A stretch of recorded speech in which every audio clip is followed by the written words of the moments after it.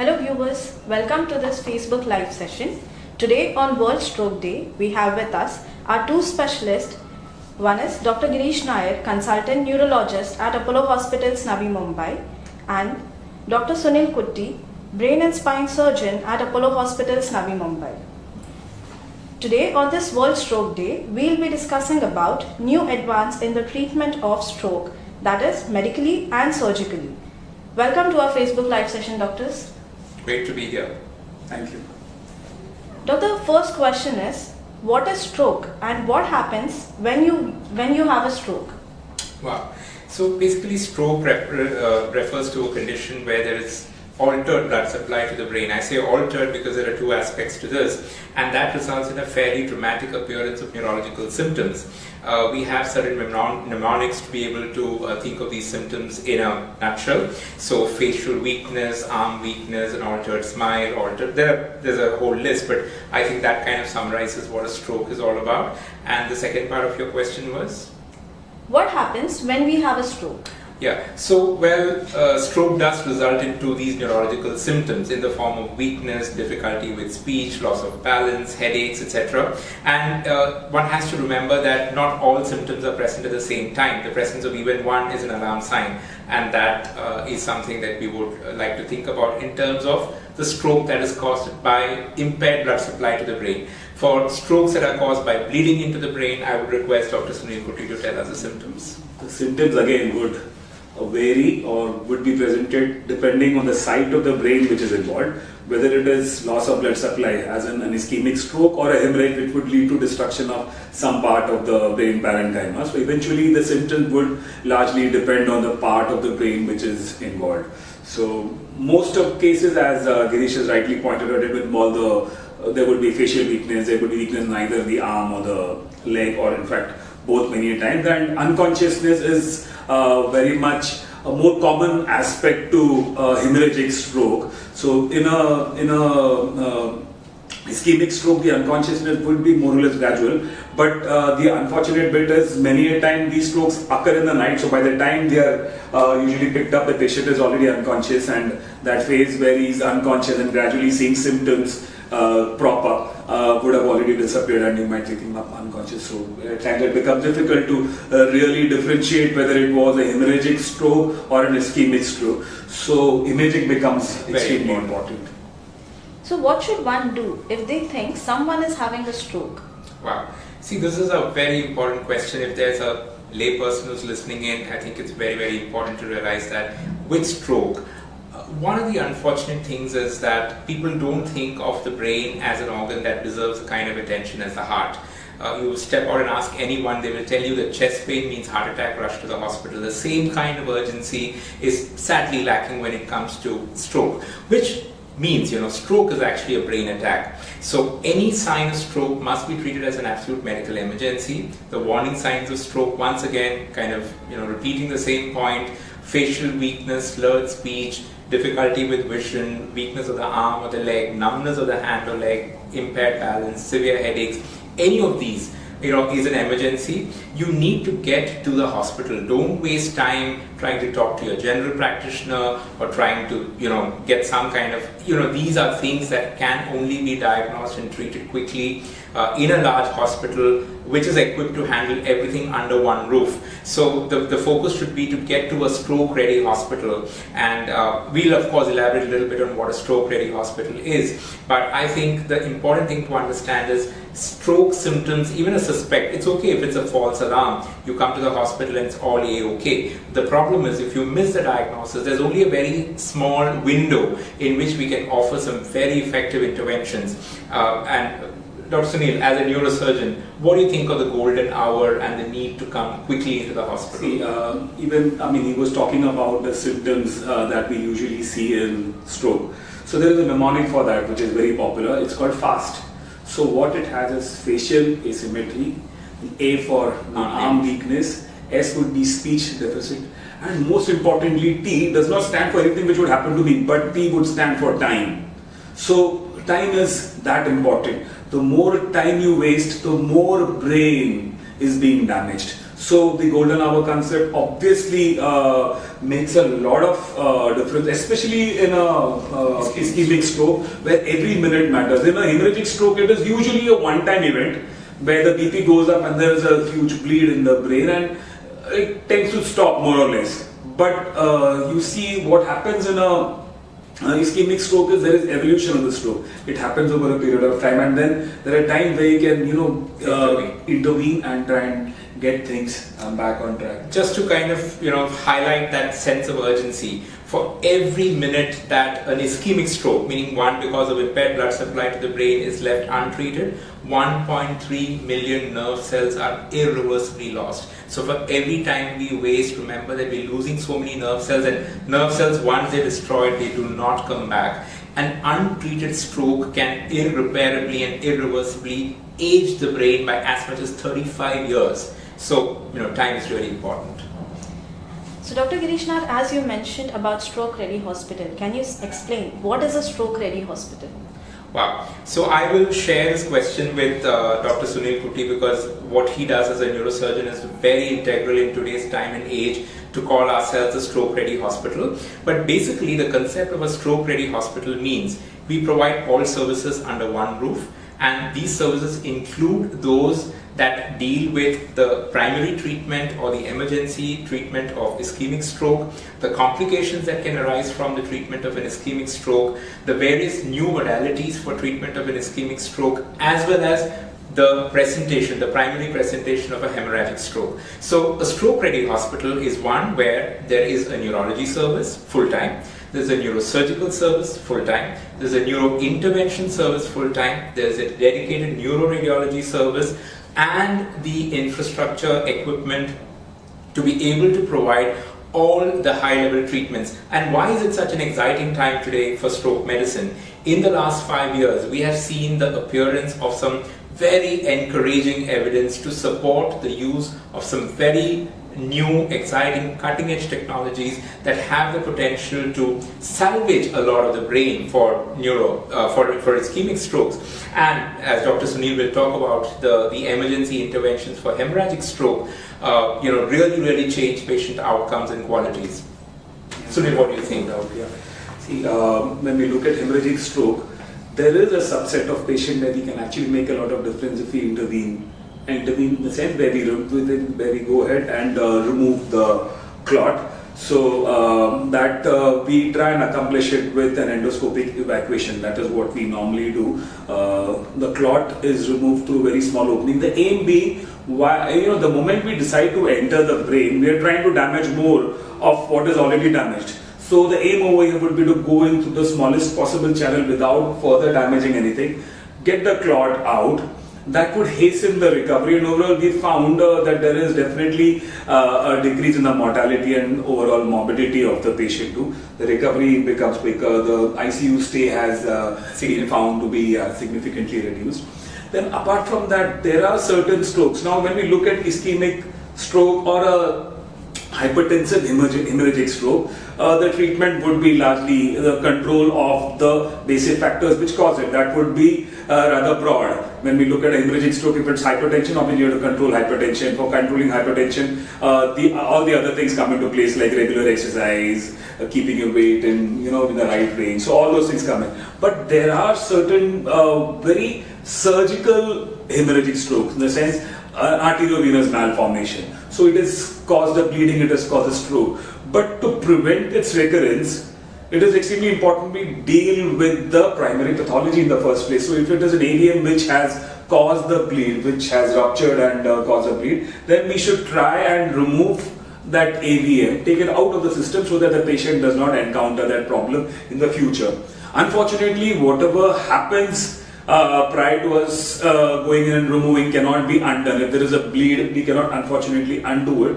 But still, we can have a system where we can screen patients who are suspicious, who have sentinel bleeds, and try and pick them up early on. And there are some patients with small bleeds, so we can actually intervene in the right time and prevent a catastrophe in the future. So when we look at it, there is obviously an opportunity where we can intervene and try and prevent the occurrence of stroke surgically also. So this would also happen in case of aneurysms. So if we are able to pick up an aneurysm before it is ruptured, nothing like it, we can go ahead, clip it or coil it and prevent it from rupturing again. So that's what we think of when it comes to hemorrhagic stroke. And as far as ischemic stroke goes, obviously lifestyle changes would make a lot of. One point I would like to highlight here, which is very important, is we have a percentage, a significant minority of ischemic strokes that are large hemispheric strokes, especially in young individuals, and these strokes begin to swell. I mean, there is the initial insult, whatever it is that we do in terms of the primary treatment within the first 12 hours or so, we do have a phase where the infarct begins to swell. And ever since we've started work together as a team, I've seen some fantastic results with early decompression. Dr. Sunil, could you just tell us a little bit about your role as a neurosurgeon when it comes to managing some of the complications that happen to an ischemic stroke? See, the first aspect of an ischemic stroke is where the blood supply to the brain is lost, and that part of the brain, that small, not a small, at times nearly 1/3 of the brain or 1/2 of the brain has lost its blood supply and is gone dead. Unfortunately, we can't recover it. And like any other part in the body, once there is an insult, a vascular insult to any part of the body, there is inflammation and there is swelling. So that is how the body responds. So soon you start seeing swelling set in, and once that happens, then you have the involvement of something called a secondary injury. Primary injury is when the blood supply is stopped and the brain is not receiving any blood that is already taken in. Now, because of swelling per se, the other parts which are normal starts getting involved, because it's a closed chamber. If you look at the skull per se, it's a closed design in which you have the brain sitting.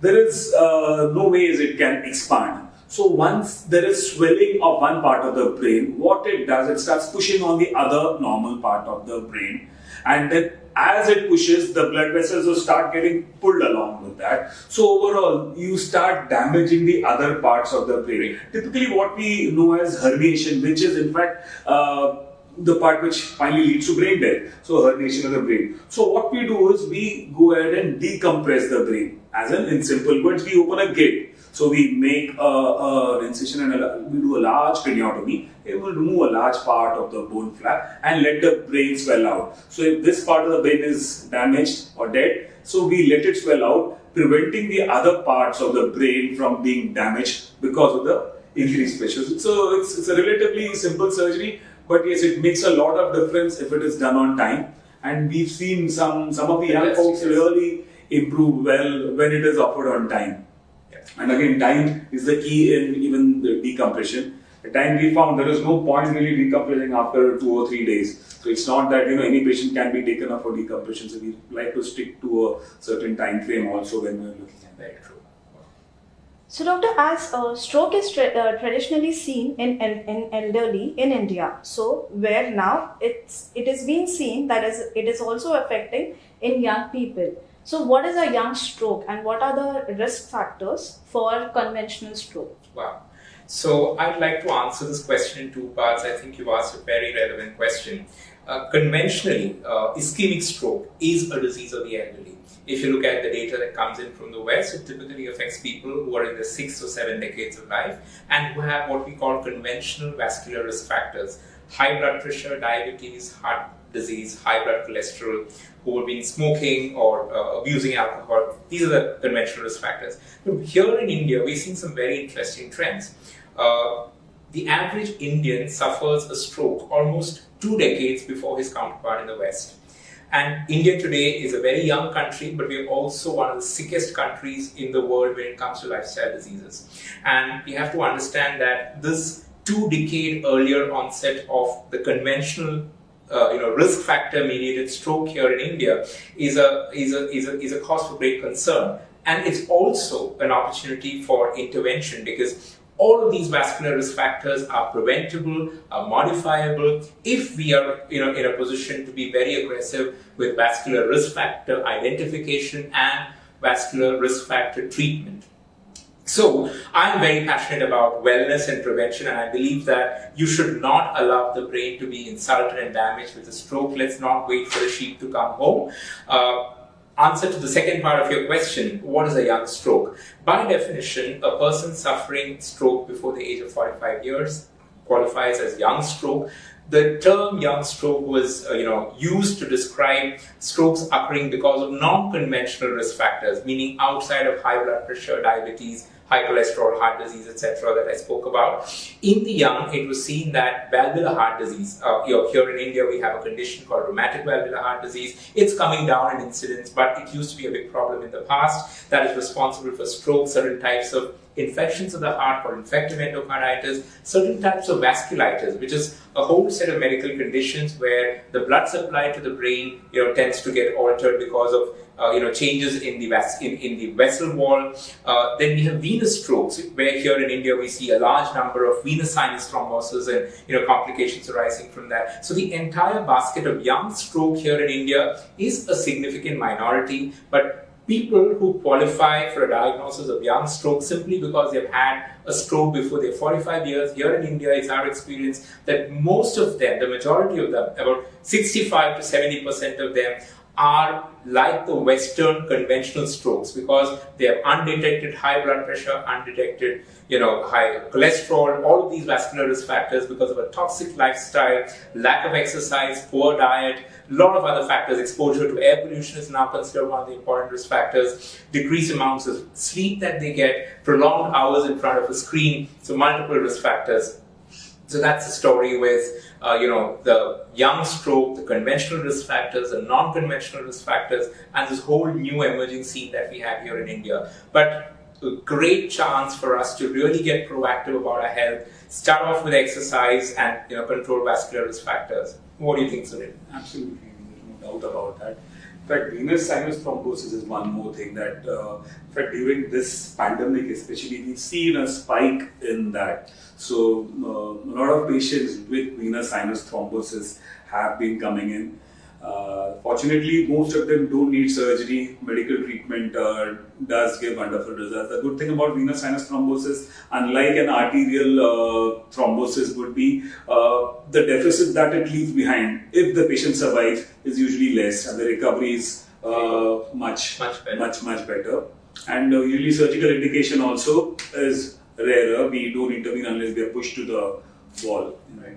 No, I'm glad, Sunil, you bring up this point about COVID and strokes, COVID and the brain. Well, since we are speaking about stroke, I absolutely agree with you. We have seen a clear association between COVID-19 infection and arterial strokes, and a stronger, I think, connection between COVID-19 infection and venous strokes. And we also now know that now that we're kind of discovering the real nature of the beast that we're dealing with, COVID-19, there is a lot of vascular involvement. There is a thrombophilic state that the virus infection induces. So even for people who do not have conventional risk factors, I think COVID-19 infection should be considered a significant stroke risk factor, both arterial and venous.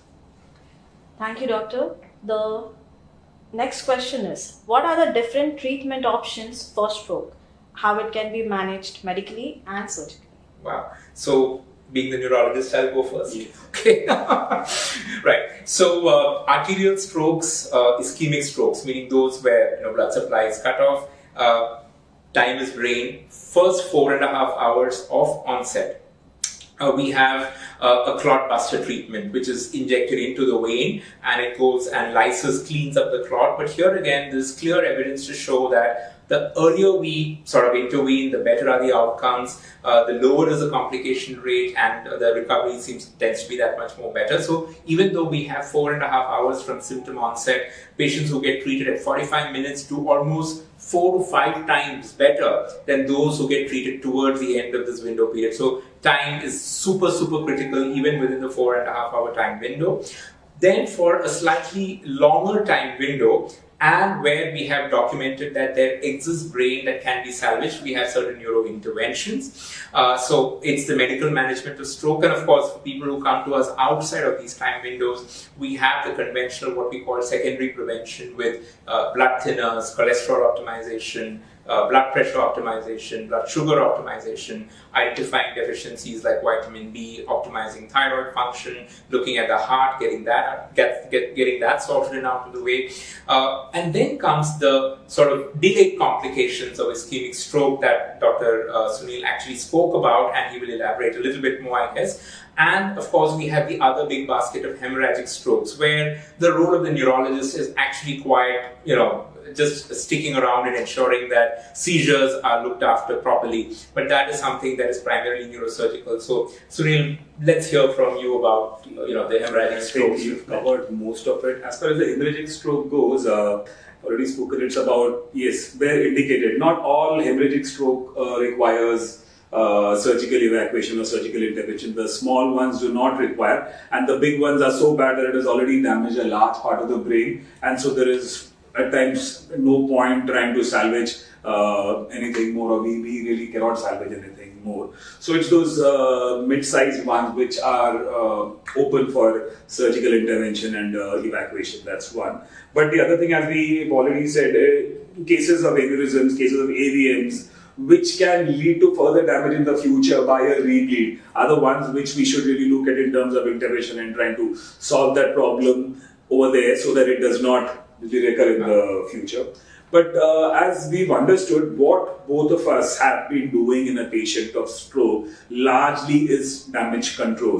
So that is the thing, that is where we stand. So the key over here would be, the takeaway, the take-home message, I think would be to prevent stroke in the first place. That would be the key. Because whatever a hospital does, or a doctor does, a neurosurgeon does, a neurologist does, would be largely damage control, retrieving whatever little bits are left behind, unfortunately. So the key over here, as he's already elaborated quite a few times, it would be, regular exercise, keeping your weight in the right range, giving up smoking, sleeping on time, avoiding too much of screen time. Stressors are another big factor, trying to decrease them.